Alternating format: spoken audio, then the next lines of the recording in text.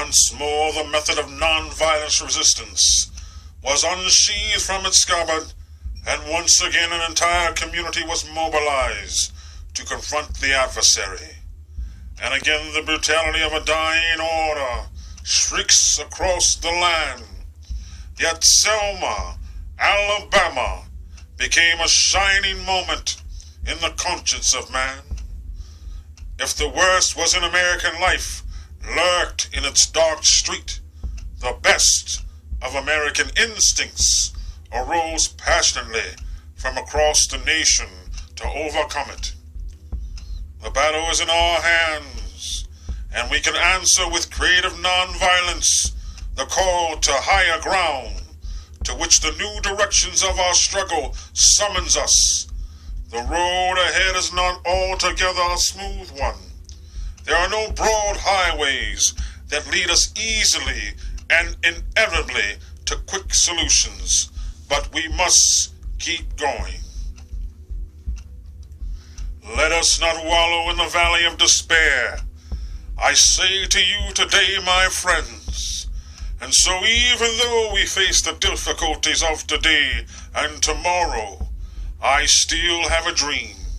It is a dream deeply rooted in the American dream.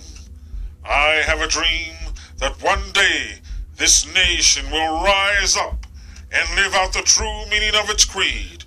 We hold these truths to be self-evident, that all men are created equal.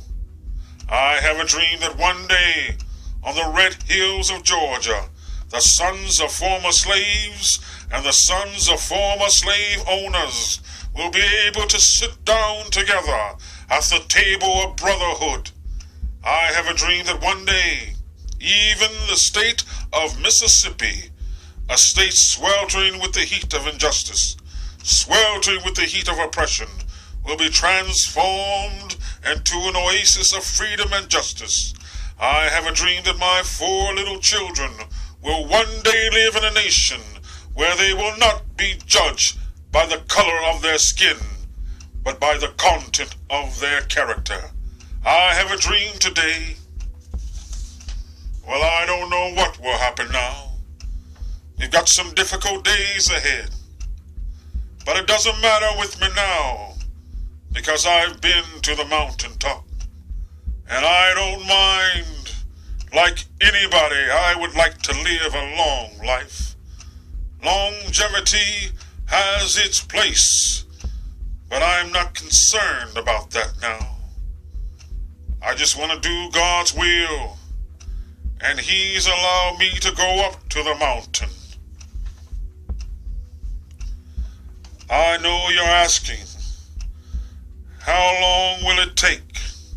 Somebody's asking, how long will prejudice blind the visions of man, darken their understanding, and drive bright-eyed wisdom from her sacred throne?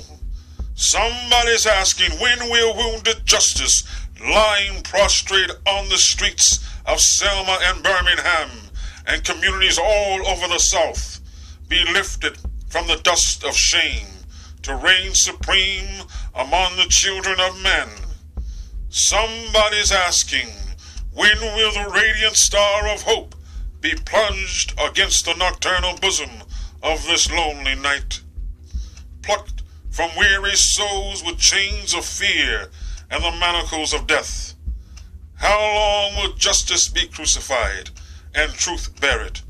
I come to say to you this afternoon, however difficult the moment, however frustrating the hour, it will not be long, because truth crushed to the earth will rise again.